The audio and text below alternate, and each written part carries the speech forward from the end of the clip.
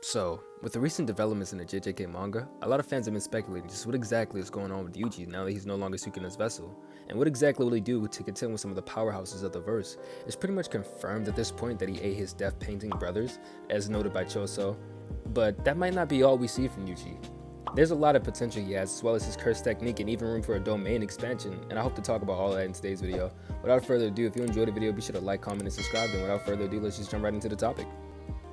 Alright, so let's get started with the obvious things first. As far as blood manipulation goes, I'm pretty sure we all speculated that this is the route that Gege might take Yuji in, and I could see this working in a couple ways. One, if you don't want to strive too far away from Yuji's character, you know he's a very upfront hand-to-hand combat style, I would say that the most useful ability to him to gain from any of this, if he's anything remotely like Choso, would be Flowing Red Scale. Because you know the Flowing Red Scale stack is a ability that allows a blood manipulator to boost his basically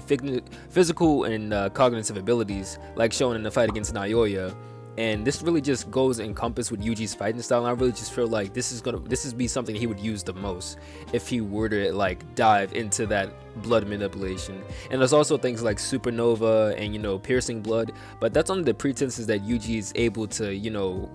do what Choso did in his fight against Kenchaku and basically just copy the rest of his brother's abilities, even if it's not to that degree. But we know Yuji is a genius, and basically if he sees something done and he's able to replicate that at least once, he'll be able to do it multiple times. So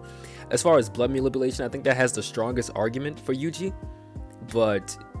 that's just my thoughts on the situation.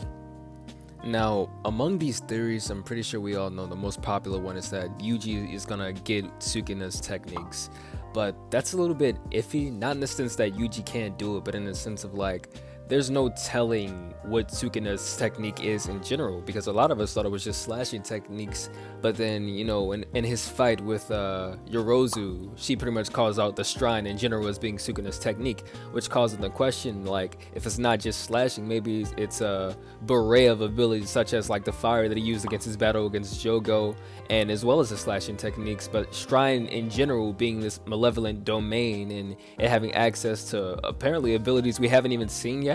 It calls into question just what exactly Yuji is going to be capable of if he gets access to this shrine, because like a lot of theories have been out there, like what if Yuji's able to reverse these techniques, and instead of it being this malevolent shrine, because Yuji being the kind-hearted person that he is, or I guess was, depending on where they take him next, would he be able to make his malevolence turn into benevolence and reverse the aptitude of his abilities? Like instead of fire, maybe he gets water, which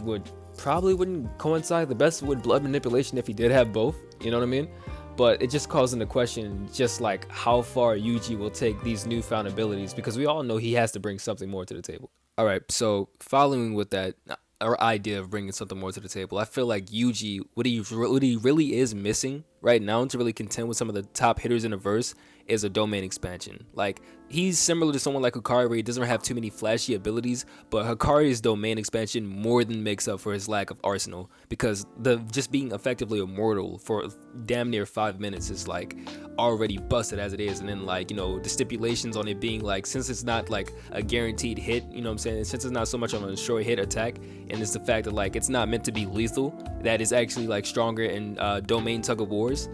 it's something that could be so useful. And his fight against Higuruma is what I always wanted Yuji to incorporate inside his techniques. A lot of people, they want Yuji to get like a simple domain to counter barriers, but why not have him have a domain for the offensive? And his battle during Higuruma, when Higuruma popped his domain, and seeing as how Yuji didn't have a curse technique, he lost his curse energy, that could also be something that could have Yuji level the playing field, because we know Yuji is at his best when it's doing like hand-to-hand combat. We seen that in his fight with Mayuto, and a lot of people like to argue that he had help from Todo, which is fair, but to be fair, Yuji was also injured and he wasn't even in a fighting mood after witnessing both of his friends die, and Nanami and Nobara. So seeing him have a domain similar to like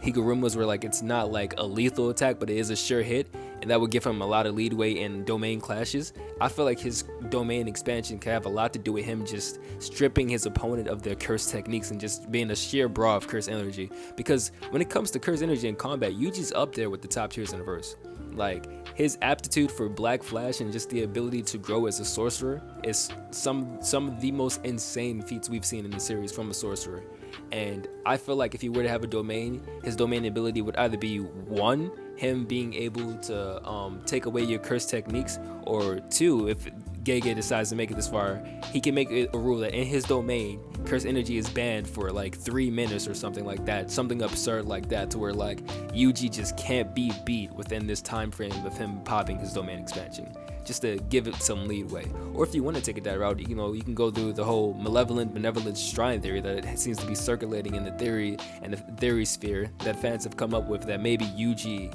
he might just, you know, use the shrine, but it'll be like his own reflection of the shrine. And you know, there's a lot of aspects of the malevolent shrine that we just haven't seen yet. So with that being said, that's as much as I got for the domain side of this video.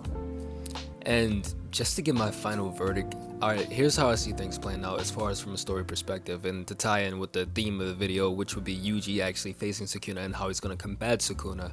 I feel like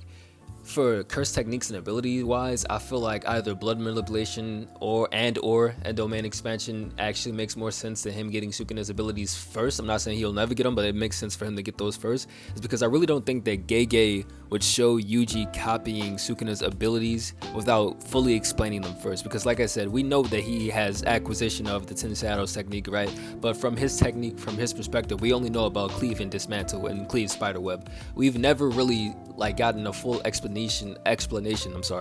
as to what his curse technique is, because we know it's the shrine. We know it's not just slashing techniques because he used fire against Jogo. So I feel like Gege is either going to have him battle Gojo first, or have it be a situation where like he shows off this ability and then we get a reveal that Yuji can also use his abilities, albeit in his own way that doesn't take away from Sukuna. You know what I'm saying? Or maybe he'll just get all of these abilities. Maybe Yuji will be this unstoppable powerhouse that has acquired so many curse techniques and to really combat this final battle, and we really don't know. Either way, it's going to be a difficult story because, you know, there's only so much we can really tell with this tale between Gojo, Sukuna, Kenjaku, and all the other big players in the series, but that's pretty much all for me.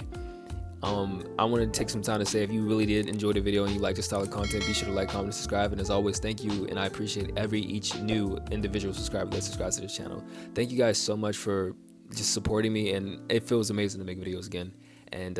I'll see you guys in the next one.